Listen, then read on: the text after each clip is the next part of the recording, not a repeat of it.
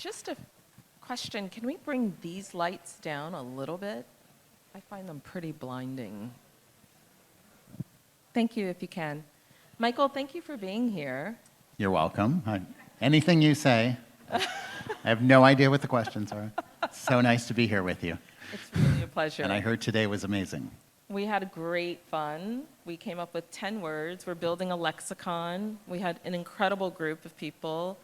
So look at the program, and then you'll know who they are, and you can look at their work, because you and I have other things to talk about.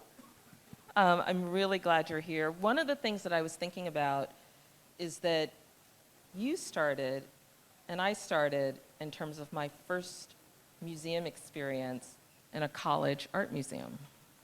True. And in fact, that's where I first met Catherine Ross. My wife. Exactly. Who was kind enough to give me my first job in New York. So Catherine, thank you. I just want to acknowledge that.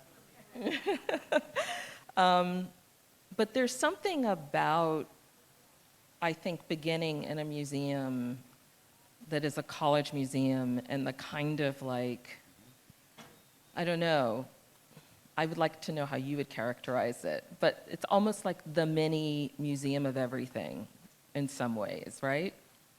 Yeah, that's interesting. We don't talk about that much, but when you have a college museum, and it's a teaching museum, really. I mean, we all say that our museums are for education, but a college museum is literally, the objects are there to go in and look at them and teach with things.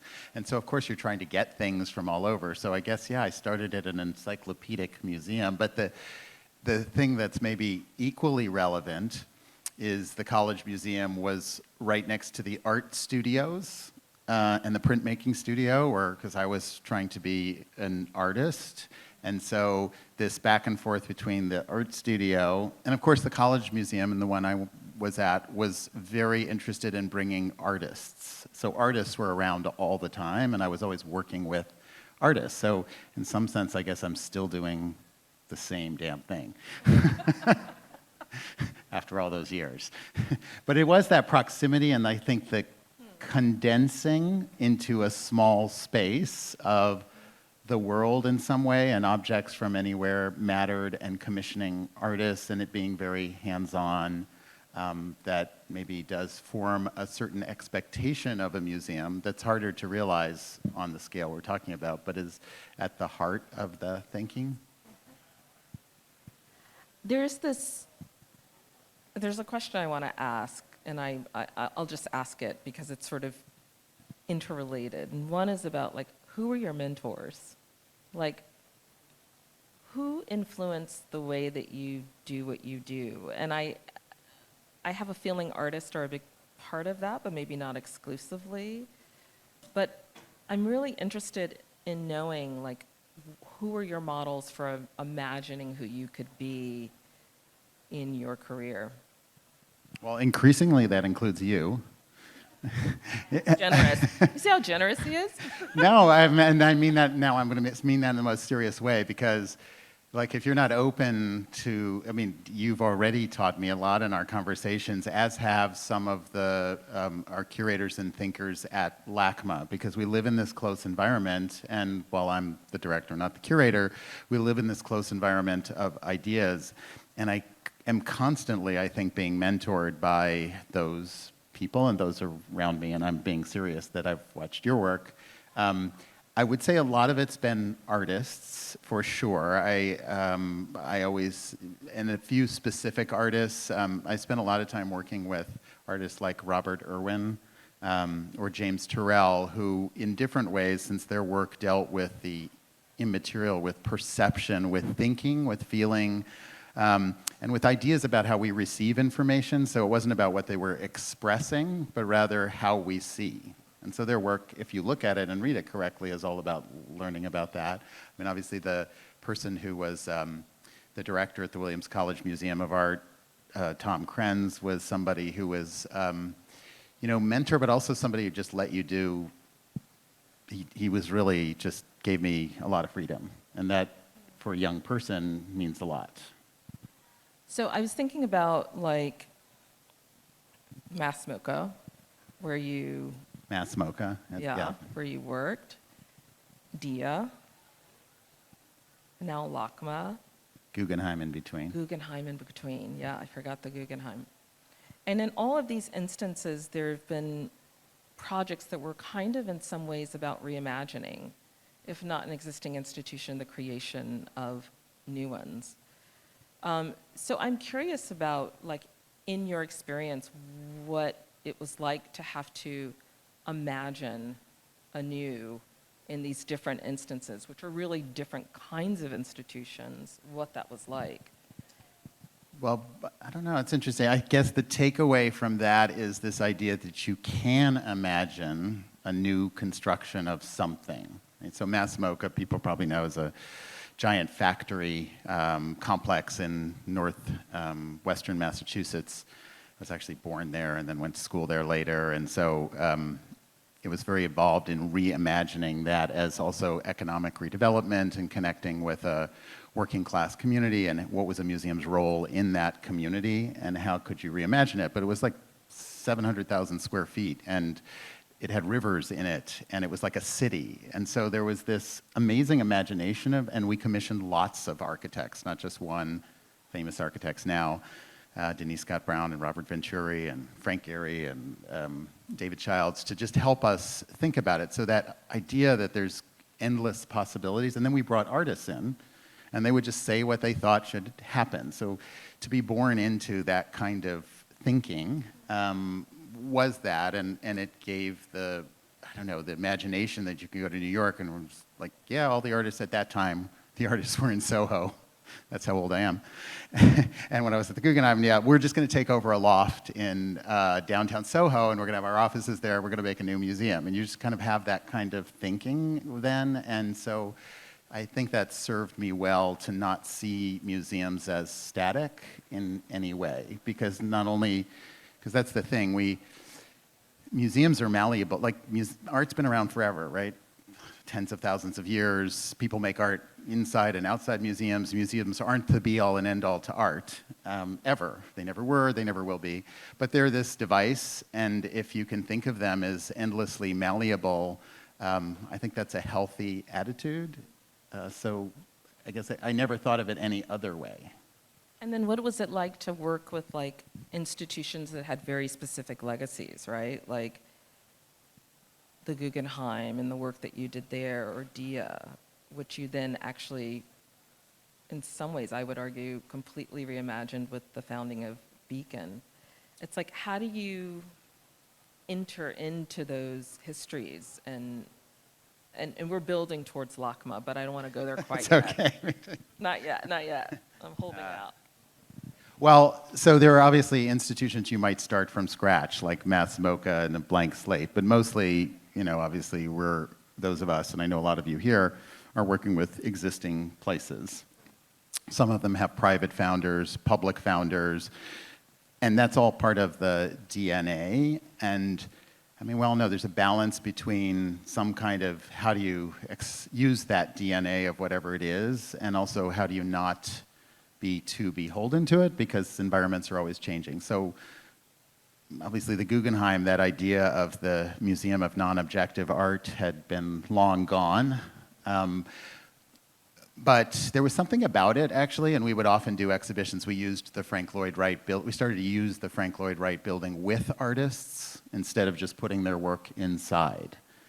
Because Wright had envisioned this amazing space. He actually had an idea for a planetarium underneath, and Laszlo Moholy-Nagy had this idea of projections that were very cosmic inside. So I tried to channel some of the discarded ideas into that, or DIA was complicated. I mean, DIA was partly about going back to the founding ideas of working with individual artists and trying to realize amazing projects, which got me into trouble again by ending up talking to James Turrell and Michael Heiser and all these artists that had these giant projects and getting involved in them. But it was also to stay outside of the norm, right? Don't stay outside of the idea of you just have a museum with things in it. So I don't know, I think it's always playful. There are sadnesses, just to go right to LACMA, one of our founding foundations, right at the beginning of the pandemic, said they weren't going to fund us anymore. That's when it was a family that had founded the museum. And I still have this deep belief that I will reconnect with them, but their idea was to, to acquire European art exclusively and to keep it in an exclusive space. So there's also sometimes a deep sadness if there's some conflict where the world's ideas are something else, but then you have people and founding energy, and I'm still trying to reconcile it. So it's not always a good story, because it's always, I guess if I had a word, it would probably be negotiation. Because you're negotiating everything, including ideas. Like there's nothing that's pure or easy in that sense. Yeah, I like that you offered that story, because I was really curious about something that you felt like was a really hard decision that you had to make, and like how did you navigate through it? Like, because this work is hard. Let's be clear. There's like all of these different stakeholders. You have to appease so many of them. You actually are raising a ton of money, $750 million.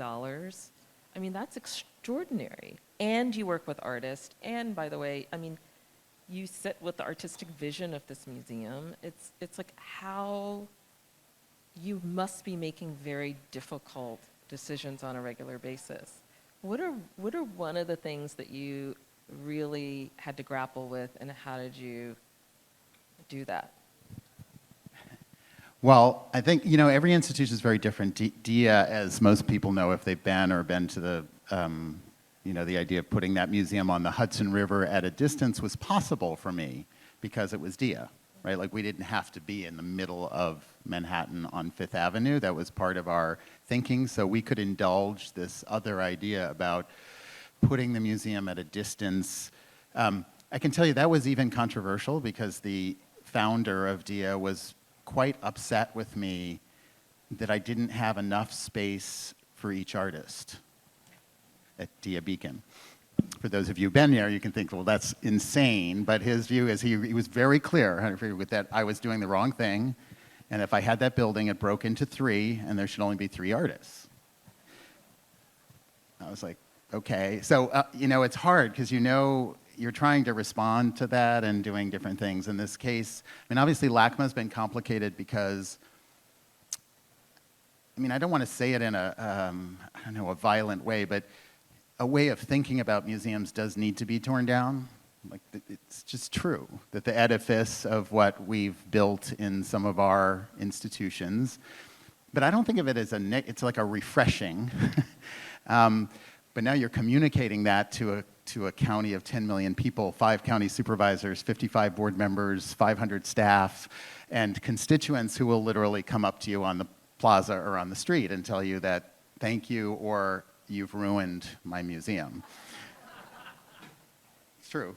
And it's so hard because you can't go into an 8-hour discussion of the deep issues and the fact that you have this total belief that on the other side will be, more experience, more art, more enriching, and that it's not political gesture or it gets very hard. You can't communicate to everybody. So a little bit is the proof is in time, and that you have to.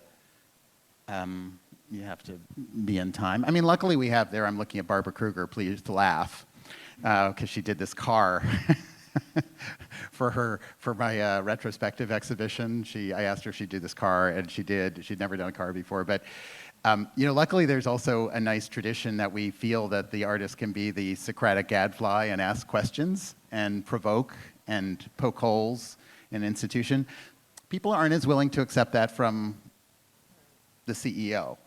But a lot of it you do with artists. Artists lead. You're trying to create a framework for curators who are poking holes all the time, and artists who are poking holes all the time in it. So, hopefully, it's a more symphonic effort. It's not a top-down single person, and I think that also helps people understand. I often say when things like when the building, we had all the questions about our tearing down the building, and we knew inside LACMA you had to. It leaked. There was no seismic engineering. That wasn't even an option. But people make made memories there. They were there as a kid. They had deep feelings. And so, I stood next to somebody when the building was being imploded who was there out of sadness. And I told everybody, like, just stay calm. Do not, some people wanted to gloat. Finally, the ugly building comes down. But you have to be open to all those things. And I think there is a patience. And I always said, as long as everyone's not lining up on one side, it's actually healthy if and in that case, and there are people here who know, where you have just lots of opinions coming from every side of all the things, and you're trying to stay in that space, if that makes sense. Makes total sense. But it's really hard, and it hurts sometimes when people are... Yeah, and some things hurt, right? Like, change is not... Change is not easy. Not easy. One of the things that, the reason that I wanted to do this talk with you is because I had some of the most energizing conversations I've had about museums and what they can be with you. And I was just like, whoa, I don't know many directors who are thinking like that and using that kind of language. And I love that you so time is something that came up earlier in our conversation. Like, these relationships are durational, that they take time, change takes time. But relationships with artists have been so important to you. And I think about the possibility of artists in an encyclopedic museum, to use a shorthand that we might want to trouble. But I see it as a difference between, like, a world view that museums could put forward and world making. Could you talk about some of your approaches to working with living artists at LACMA? Like, what did doing that work do for you and your vision? Well, I guess I have a huge amount of faith in artists, because artists are seers. They spend their entire life honing their seeing. Sometimes in the absence of things we have to focus on, some of the pragmatics of the world. And so you're always looking for how artists are seeing as ways to rethink. And so I have a lot of trust in that, and a lot of mistrust sometimes in a top-down committee approach. So, everybody, I needed a new logo. I hired 3 designers. I didn't like anything. I called John Baldessari. He's known for use of words and typography. He said, let me think about it. 2 days later, he comes up with what ends up being our logo, which is quite provocative and beautiful. I don't have a picture of it here, but nobody could figure out what to do with it, and he simply, with pencil, underlined the L and the A. L.A. Like, how many people did we pay to not come up with that? There's just a simple example. There's like one of 1,000 examples of how an artist just, can see through. And whenever I have a tough problem, you often think, so if I can solve the problem for an artist outside of them, that's good, because you want to be supportive. But if you have a really difficult problem, often I just bring it directly to the artist, because that's their business, is creative thinking. So museums tend to, a lot of people here work for contemporary art museums, so you're trusting of artists already. We're preaching to the converted. But in other kinds of museums, you prefer your artist dead. Just easier to deal with. And and my view is, like, it's that destabilization and the beauty. I wanted an artwork up front. You engage with an artist like Chris Burden or Barbara Kruger. The title of her piece in the elevator at BCAM, which I asked her to do, is untitled, in parentheses, Shafted. It's an elevator shaft, but there was a moment when she had a thing with the museum. Now, she was mad at me. It turned out it wasn't my fault, and everything was as she imagined, but there was that moment where, of course, she mistrusted the museum, and she had this thing, and later she says to me, well, is it okay if I keep Shafted in the title? And I said, of course, that's good. Like, let's keep thinking about the problematic of the museum. So I guess there's a lot. You can see Jorge Pardo's installation with our ancient American art, and so we have this fantastic collection of art of the ancient Americas. But and I thought, well, LACMA should have its, we go to the Mads, Greece, Rome, and Egypt. LACMA should start with the art of our earth and with things that were made of our earth that we stand on every day. And I was looking for ways, though, but they're not at home, right? They weren't meant for museums. None of those works were meant for museums. It doesn't mean they can't ever go in another place, because some were portable and meant to be traded, but others were meant for other kinds of uses. And so the point was to maybe find a different way of navigating your viewing of them. Most importantly, and I always think this, how do you make it really, really, really clear that the frame is subjective, not objective? Museums are not objective. They're subjective. What do you mean by that? I mean, somebody said, well, Jorge Pardo's installation isn't objective. And I said, you mean to take a work from the ground in ancient America in Mexico and bring it to Los Angeles and put it on a gray box with a plexiglass top and a gray wall is objective? Like, that's just not objective. That's a complete displacement, and there's a lot of implications of that, and so you shouldn't show it in a way that you're pretending that it's objective. And one of the ways to retrieve, I mean, this kind of like, how do you decolonize museums? Is it even possible? But so one way is an artist-to-artist conversation. So Jorge is like looking at, he's an artist, they're artists.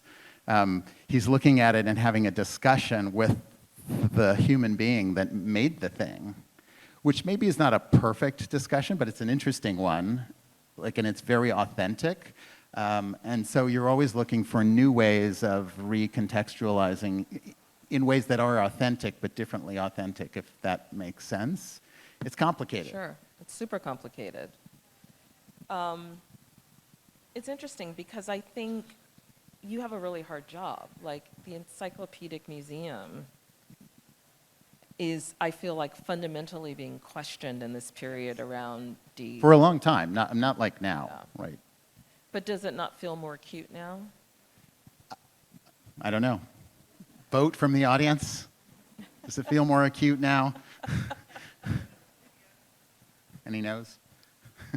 I mean, to me, it feels Yes, more I think, acute. Yeah. okay, we have agreement. We have a consensus, I think.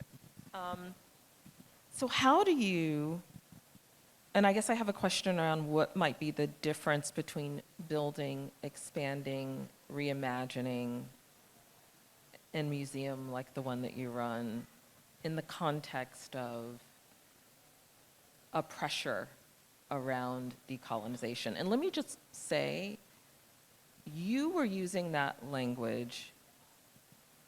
I think I went back, I think I saw something that was at least 7 or 8 years ago, maybe older. Yeah, like you were using that language well before. Well, it's in academia. It's what we were reading and talking about in school, right? It's not like it's a new thing. I think for a lot of people, it's a new thing. I really do. Talk about why that's important to you, and talk about how you're thinking about that as a value or a beacon for how you're thinking about the work that you're doing around building, expanding, reimagining. Yeah, I mean, decolonizing is a complicated word. I mean, careful not to use it in certain circumstances. Also, I had an indigenous artist recently who said, they didn't really like that word, and couldn't we use revoicing, or isn't there better language? But a certain amount of it, I think, is a certain amount of undoing, right? Like, art doesn't come out of the artist's hands or the maker's hands. Art isn't even a definition that everyone has. It's open. There's many possibilities to it. And then it goes to the museum and it starts to get constrained, right? So there is this idea of freeing, unhooking something. And I thought for years about how could you do it, because obviously I love art, I love artists, I want to celebrate creativity and world cultures and many points of view, right? None of us would be here if we didn't have a passion to make things better and more accessible. And so I was trying to figure out what that would mean. So, I mean, I'm not recommending it for everyone, because everyone has to do their own thing. And I definitely say that what we're doing in LA is not a prescription for every museum. That's not the point, to say the way to do it. I always know there's 1,000 ways to do anything. But the idea was to ask some basic questions. So what if you could take the museum structure? Because I'm always thinking about how you read I learned from artists like Robert Irwin, James Turrell, that half of our consciousness is a pre-consciousness. We come to things, we don't receive them totally.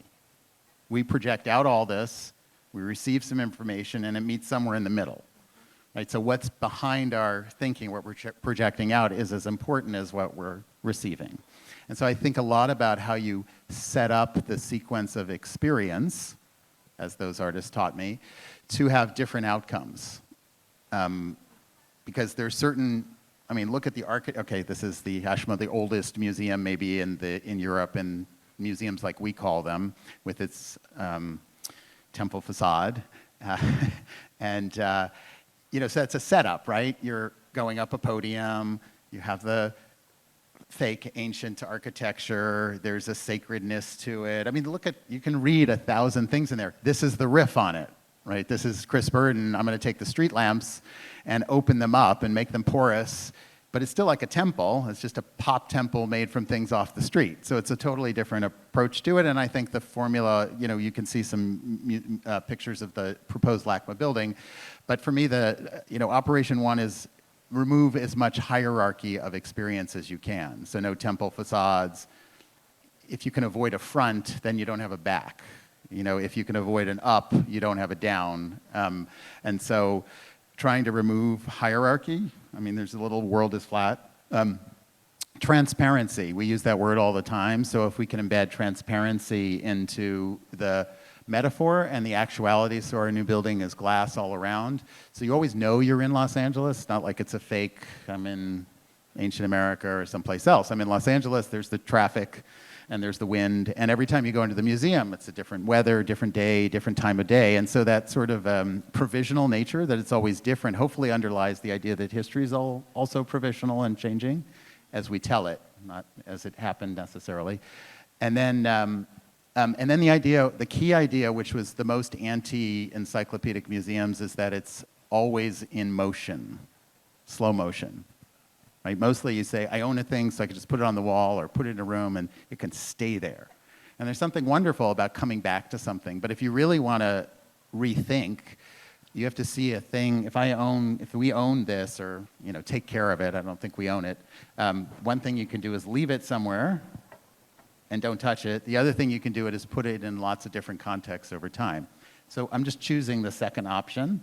And hopefully that gives you many points of view over different time, from the colonizer, from the colonized, whatever ways. And so that idea of keeping things in motion. So it's a pretty simple formula, maybe not the only way. And I don't think that in any way destroys the experience of art. Hopefully that enhances the thrill of encountering it. We'll see, but I hope it works. So can we talk about the new building? I think a lot of people probably want to hear about it. Would you talk about how you've imagined it? One of the things that we've spoken about is that Zumthor speaks about an emotional space, which has a very different set of connotations and I think also possibilities for what that space could be and should be for a public. Would you talk about this sense of expecting people to feel a certain way when they come to the museum, and that there is this sort of emotional attachment that can potentially set up a really different relationship to the museum, right? It's the same way you were talking about the burden and kind of opening it up, that there is this kind of outside marker that might allow you to have a different relationship to what's inside. I would love to hear you respond to why, because I'm mapping this connection between these artists that you've worked with, like Turrell, Heiser. I mean, there are many you've worked with, but I'm thinking about these ones who are very, I would say, sensually inclined, to what you have, your selection of Zumthor and how you're imagining what that building can be for people. Yeah, so Peter Zumthor, the architect, and it's like he's never built a big building, but he's built 2 museums in Europe, but one of the things that characterizes his architecture, he made a lecture at SciArc in Los Angeles in the 80s. And he wanted to dispense with the idea of architecture as kind of a thing you look at that has a certain design, and instead talked about holding the knob of the door and opening it and what you feel. And he then codified that in academic terms as atmosphere. Now, that's not the only way towards architecture, for sure. It's a very particular way. But as I was thinking about this idea that, one, we are going to have to compete with virtual spaces, and they're going to be amazing. And so if you want to build a museum that's going to be sustainable, it has to have an emotional, physical engagement that's almost required to compete. Just lining pictures on the wall is not going to work. And so this idea that you would have this sense of the light and the space, and you can see the wind, even the handle on our long staircase, he fussed over the details because you're going to hold it in your hand. It's like the doorknob. So it's like you're shaking hands with this giant building.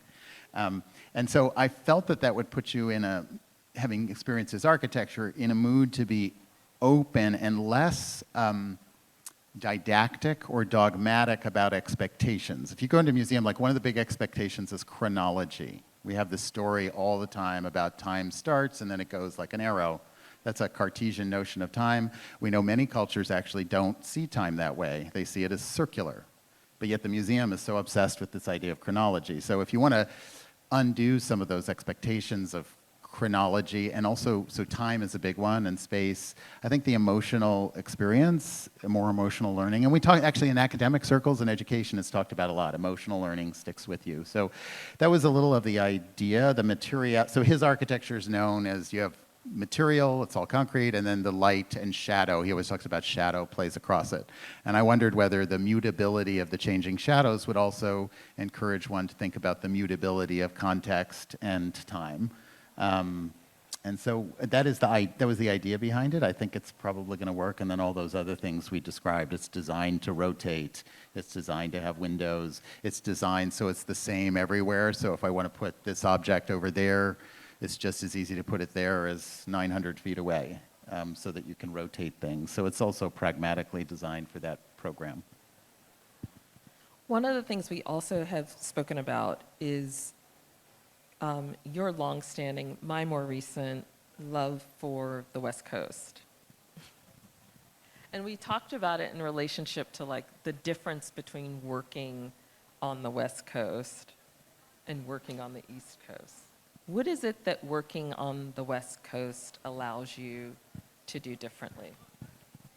Everybody thinks of LA as it's the end of the earth. It is a little closer to Asia, but the Pacific's really big. And so I always think it's very isolated, and it's it's at the edge of these extraordinary deserts. I spend a lot of time flying, when I can, my own airplane across the amazing deserts of the Southwest and trying to soak in the reason that culture's located on the Colorado Plateau higher to the sky.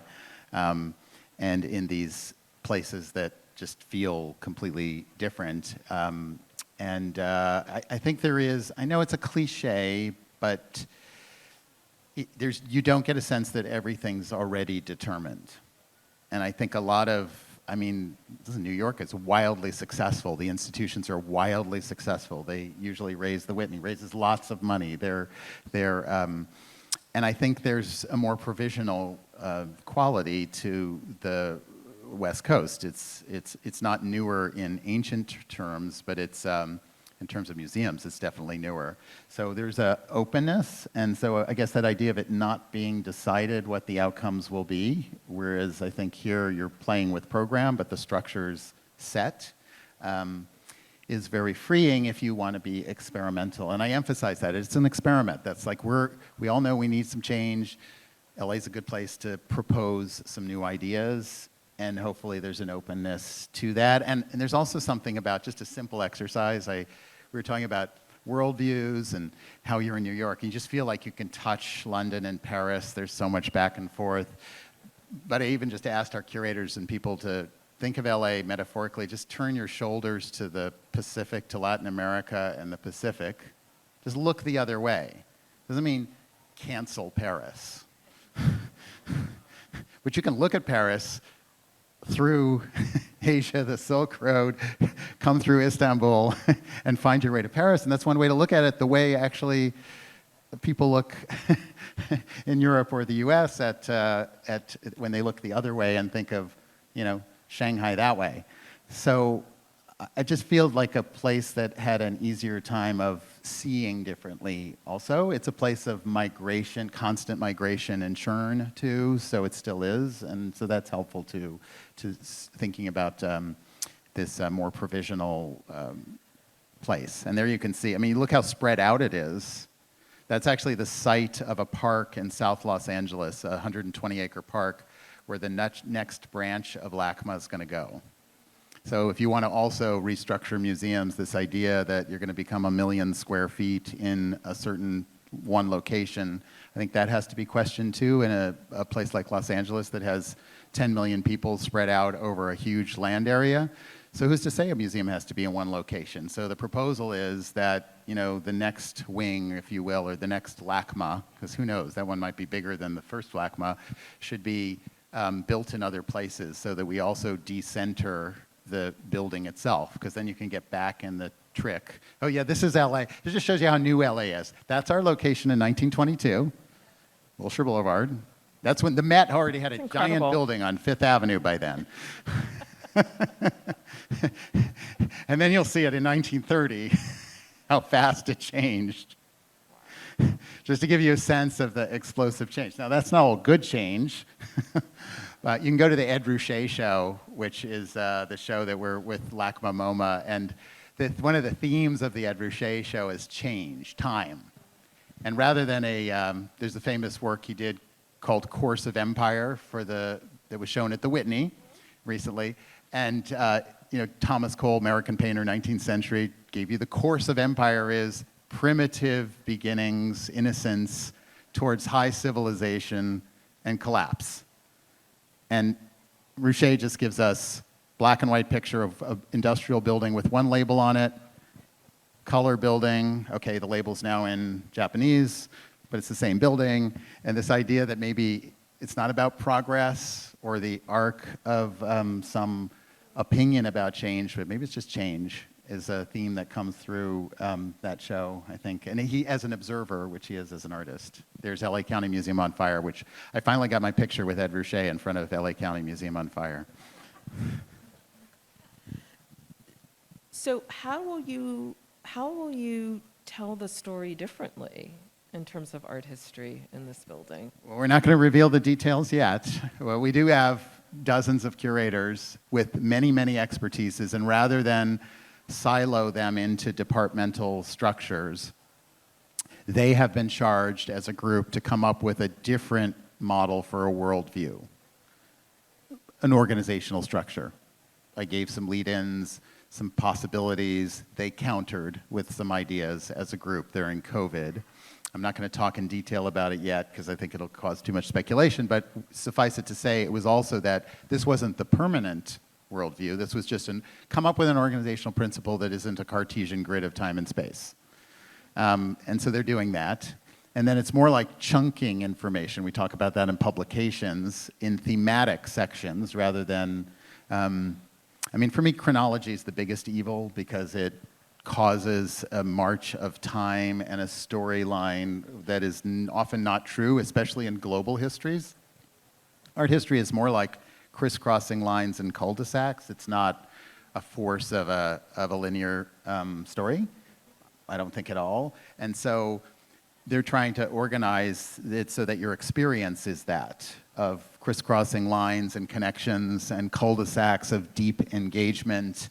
And yes, if you step back, there'll be an overall map, if you will, of how these things are organized together, but they won't be, it'll be a surprise, and it has other implications. So, and then the idea is in 10 years, the museum slowly morphs to something else, and so it keeps in continual motion. But it is kind of this organizational principle is a bit of a critique, but not one that will be, if you'd never been to a museum before, you wouldn't know that at all, right? That's an insider thing. It'll make sense it'll make sense, but not the kind of absolute top-down didactic sense. You will wander, and you will have to find your way a little bit. And that's that balance between getting lost enough that you can make your own way and have to form your own way, and chaos where you feel agitated. So we're going to try to be right in the middle. Good luck. It's a lot of people working I think together. it's It'll be fun. incredibly exciting, actually. I mean, There you see the glass. It goes over Wilshire Boulevard. It's kind of a crazy building. it's amazing, actually. I had a question. You mentioned Shanghai, and I was wondering about the partnerships that LACMA has. It seems like you are structured around multiple kinds of partnerships, some that are close at home, which you mentioned We have the Academy Museum of Motion Pictures was a partnership we forged. I think museums are way too, their edges are way too solid. Like we have this idea, and almost becomes almost like team spirit is good, but if it's too nationalistic, it's not good. And so part of what I've always tried to do is make the boundaries more permeable. So we do a lot now in trying to create partnerships, exchanges. We had a dream. We had a partner in Shanghai where we opened a show about Los Angeles just before the pandemic, and then the pandemic, squashed that. But we keep our eyes open to that, and we're working with other museums around the world, as well as in Los Angeles. The Simone Lee show that will come to LACMA will be a partnership with the California African American Museum, and the show will be in both places. So we're always looking for ways to disrupt the idea that there's an absolute boundary, and I think that's super healthy. We buy works with other organizations or share them. I've proposed giving away works or part ownership in works just as a way to complicate the idea of ownership, because I don't really think we own things, we just care for them. We take responsibility. So, there's just an attitude. The idea is if you have the attitude and you can convey it and everyone kind of agrees it's kind of a good direction, then I find that curators, people working, will surprise me with formulations of that attitude. And so I think part of my job is to just set some attitudes that people can take on as good directions, and then they come up with the details of maybe how to execute that. How much of your decision-making is intuitive?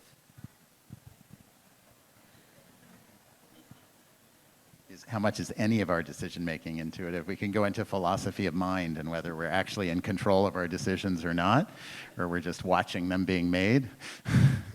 Could do an hour on that, but I don't know. I don't know. That's just an attitude thing. Like, you definitely believe that you set up a situation where things can happen, and you try not to force absolute answers, but set conditions in a direction. I say that to all my staff, like, make sure the arrow's pointed in the right direction. Get slowed down, you don't. So, I don't know. There's a lot of learning involved. All this whole thing about what museums should be, it's not like there isn't 35 years or 40 years of academia and you can read 100 essays and it's all pretty obvious. So I don't want to say that it's, on a whim. I think the exact formulation somehow, that's where artists come in too, by not making it always your decision, but making it a complicated thing through others too. Architects, artists, curators. Does that make sense? I don't know. It does make sense. I'm trying to not take responsibility I noticed. for that answer.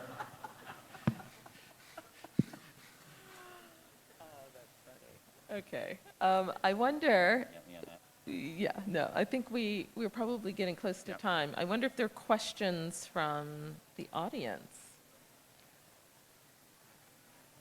Then I can just ask you all the same question. You could. Benjamin.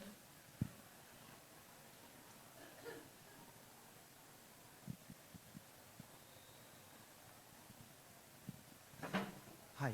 Is that working? Yeah. Hi, thank you. That's very inspiring.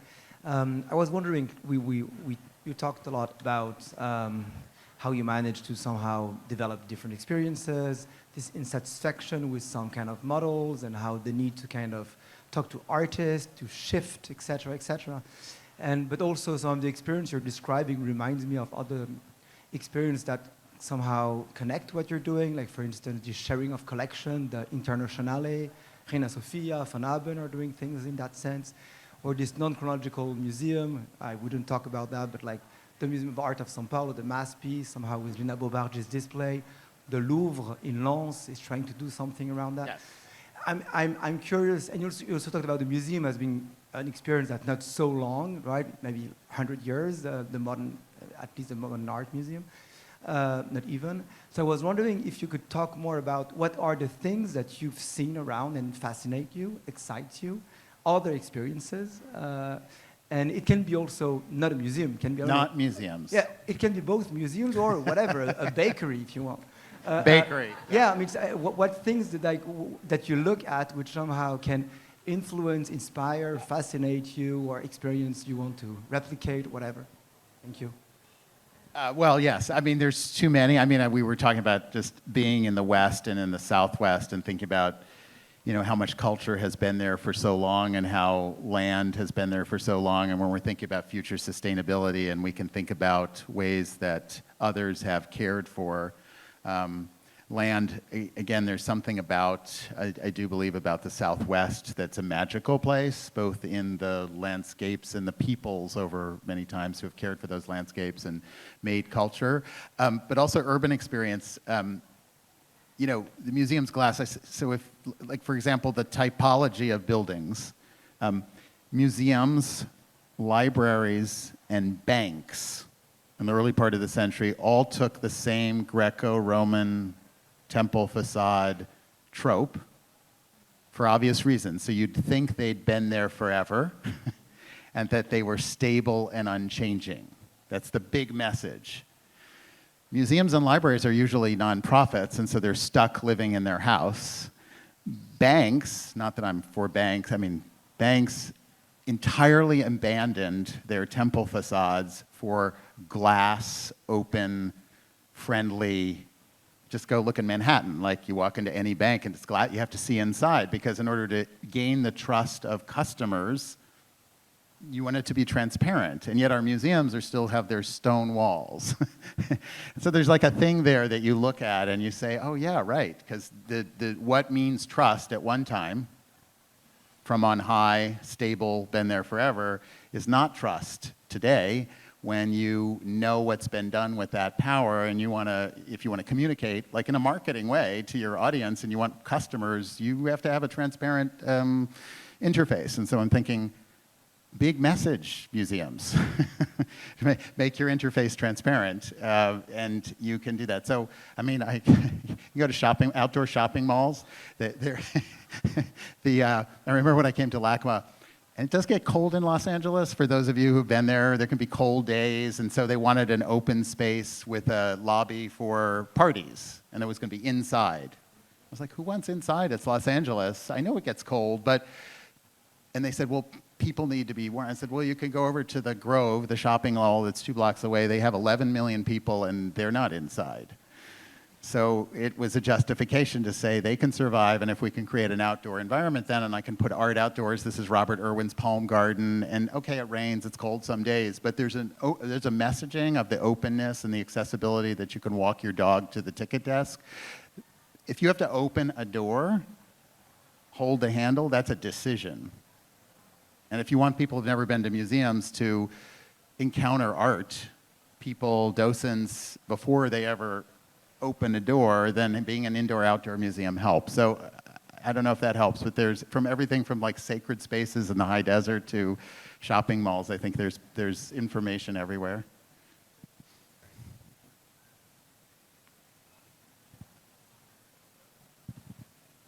We have one here and here and here. There's one right there too. Hello. So I'm Jamie. I am the founder and ED of the Museum of Contemporary Art Nashville. And we are currently operating as a pop-up model until we get the space, our permanent space. So I really appreciate this conversation as we are operating as a startup museum, essentially. My question for you is, if you didn't have any of that red tape and you were starting from scratch, knowing that you have, you know, you have all these different stakeholders like you were mentioning, but how would you do it differently? Well, that's a tough one because obviously constraints, as an artist will tell you, are the kind of springboards of the invention because you're trying to work between. I'm going to let Adrienne answer that question because she thinks about that more. And by the way, so interesting thing is your work has not been defined by objects that are static. So you've just seen some light installations and video installations which are not static, but your work in terms of thinking about dance and performance.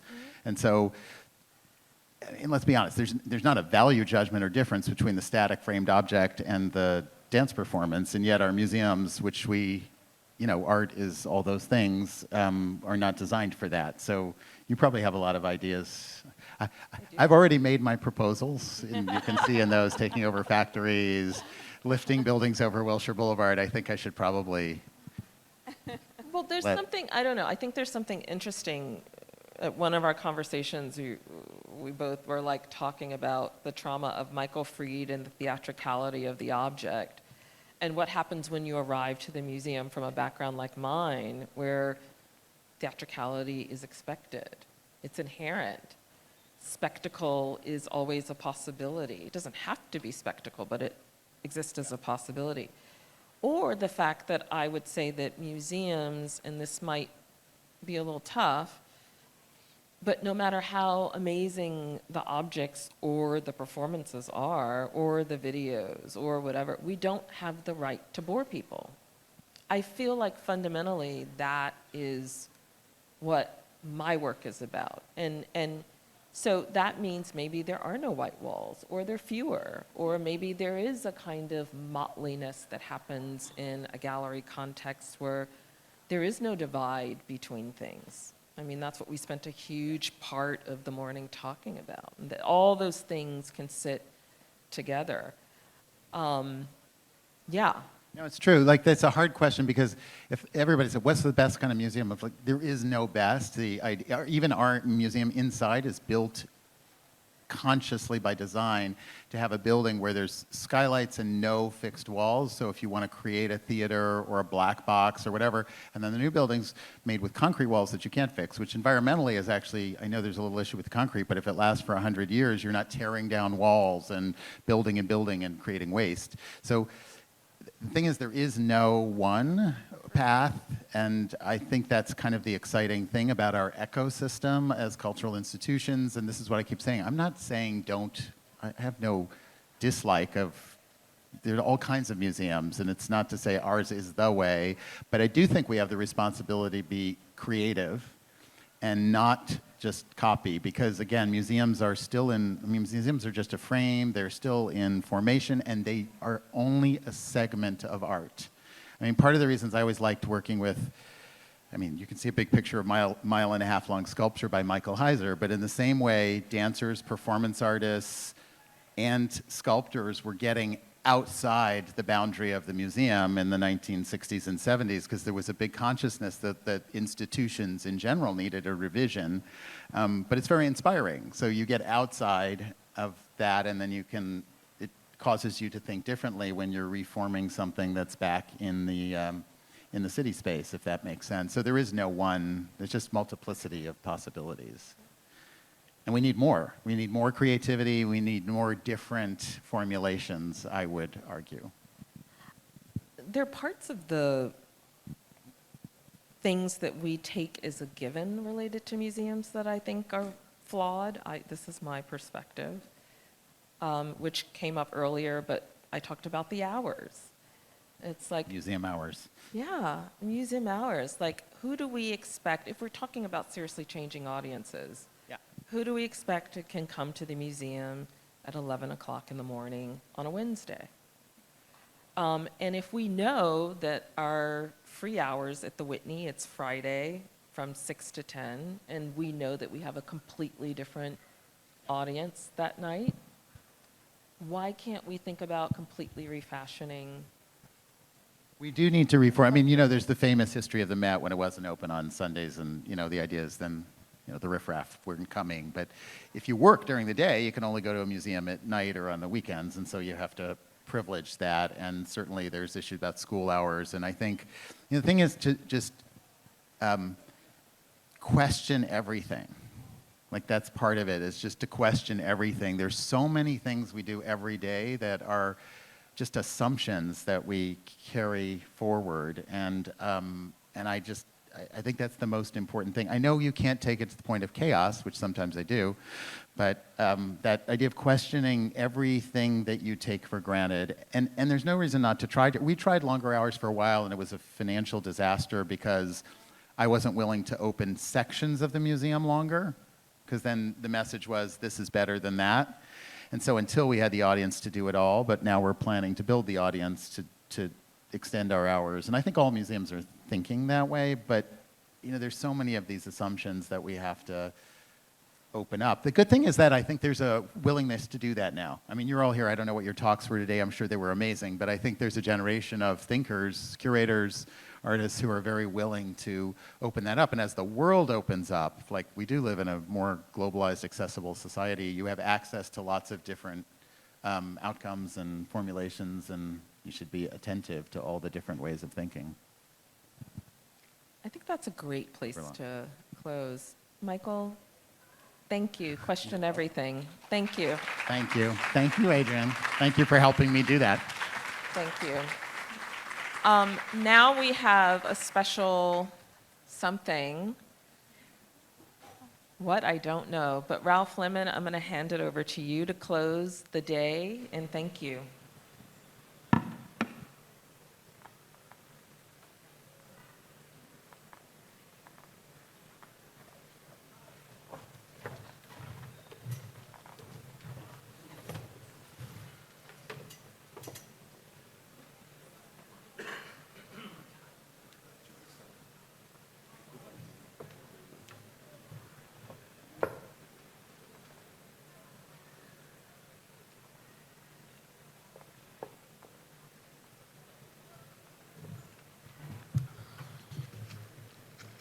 This will just be about 10 minutes. I'd like to share the conclusion to Godard's 1965 Alphaville, the transcribed action and voices from French to English. Voices of Alpha 60, a fascist, sentient machine, invisible space, and ever-present voice that uses mind control over the residents of Alphaville. The voice of Natasha von Braun, daughter of the creator of Alpha 60, a citizen of Alphaville who does not know the meaning of conscience and love. Alphaville is all she knows.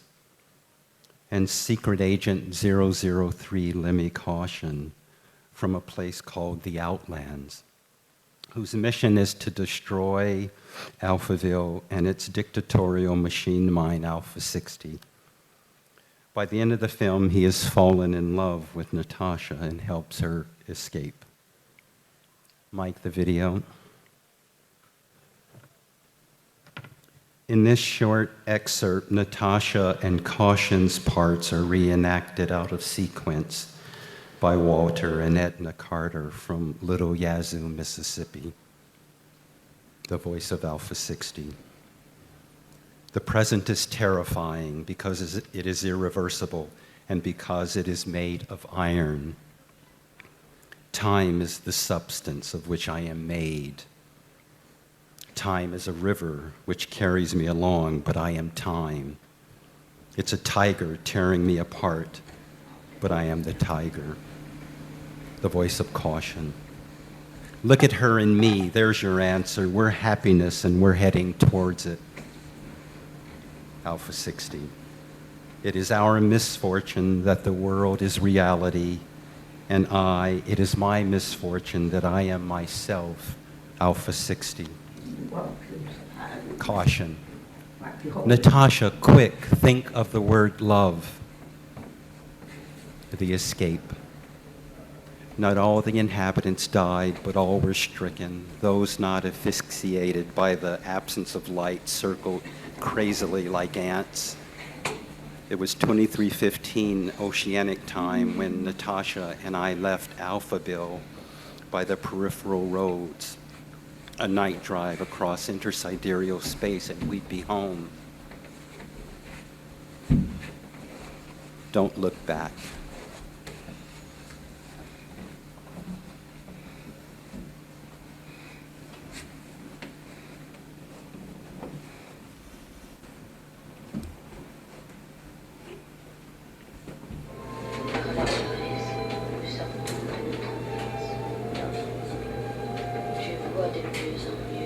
Natasha, do you think they're all dead? Caution, not yet. They may recover, and Alphaville will be happy, like Florence, like Engell City, like Tokyo Rama. You can't go back. Natasha, have I slept for long?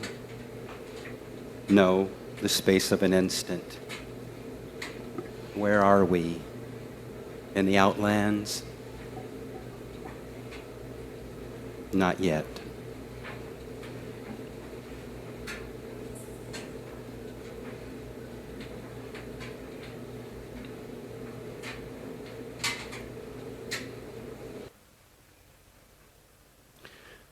You're looking at me with an odd face. We?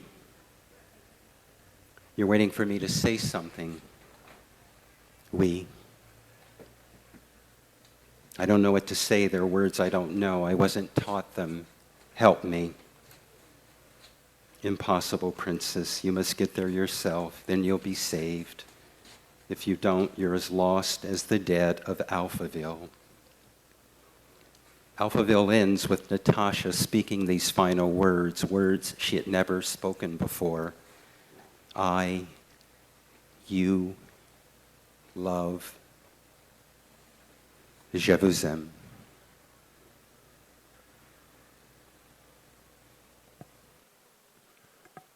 Adrienne invited me to wrap up the day and her talk with Mike with a few thoughts, which is absurd. But I love Adrienne. I think of her as a beautiful future of this stuff we're all here thinking about today. So I'll share a little of my thinking out loud. And I wrote this before sitting through the whole of the day. It may mean very little in context, maybe. I'll begin with a short quote by James Baldwin. An invented past can never be used. It cracks and crumbles under the pressure of life like clay in a season of drought. Everything we know and love, don't love about what we've been speaking to today, what I imagine we've been speaking to today, these visions, envisions, and the subsequent inventions, the deep care. They are all of these things are held together in the frame, language, and tyranny of a global, intractable white space, a meta-whiteness. Its unconsidered trauma, its deafening capital, its various refractions and their psychosocial aesthetic consequences, our own not-so-private Alphaville. It is all we know, this past, and I would add present, how we make and look at and around the art that happens, how we value it. This relationship is not invaluable, which might be the real dystopic tragedy. A consciousness nurtured to perfection by all of us for a long time, repetitive, a perfect obstacle and mise-en-scène narrator. It is the air we breathe. It cannot be cured. It is continually managed, curated, and critiqued. It is a paradox, like human nature. This white space is certain. Its certainty holds and activates the art that we know and care about, love. as it also attempts to hold and confine the paradox. It is folly, of course, but we all put up with it, the illusion, and our many digressive infiltrations. It is also human nature to be certain. So we put our trust in this frame as we try to manipulate it. The machine consumes all of it, the trust and the manipulations, the protests, even our love. And it expands. It's quite breathtaking. But let's imagine for a moment, not unlike Alpha 60 in the Godard film, that the machine is breaking, coming undone, a dismantling. How wondrous. This would give us hope, an escape perhaps.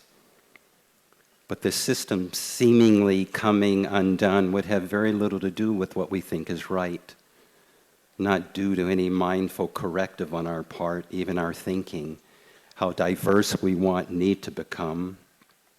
Nothing to do with biennials in Africa and Latin America. Nothing to do with strike MoMA and then what. Nothing to do with the crowds of present young people who really care, who are at all-out war with the institutions. Rather, this coming undone is simply the quality of existence, the ebb and flow of what we think we know, getting it right sometimes and mostly getting it wrong. The Fabric Museum in Philadelphia is free to the public, but urban POC folk in Philadelphia don't go there. Why should they? The Underground Museum in LA was a remarkable outlier, but that was someone's actual home, living room. Many years ago, I attempted quite a few performances, counter-memorials sort of, in and around reported lynching sites in Mississippi. Desolate places holding nothing but profound fantasies and nightmares. Unkempt grass, trees, songbirds. Performances that no one saw, that were not documented, recorded, and therefore, so what? And as much as we tried in Little Yazoo, Mississippi, Walter and Edna Carter and I couldn't really escape from Godard's and our own invented Alphaville. Neither could Godard, his own attempt to escape, and he certainly tried. So what? There's some beautiful poetry in right action. To imagine something yet imagined. A country, countries, cities, buildings, art that can speak to all of us without regard, attachment to any fixed supremacy, patriarchy, myth, places in art not sourced by this one dominant matrix, this control as we know it, live it, but some other colors, to imagine something else, a different notion of value and beauty, and then to live with the impossible resonance labor of that imagining is enough, I think. It is important to stay vulnerable, a compassionate activism, while also sharing a little intimacy with our very fragile planet. Alpha 60, the sentient dominating system, was also destroyed by a love story. Where are we? The Outlands? Not yet.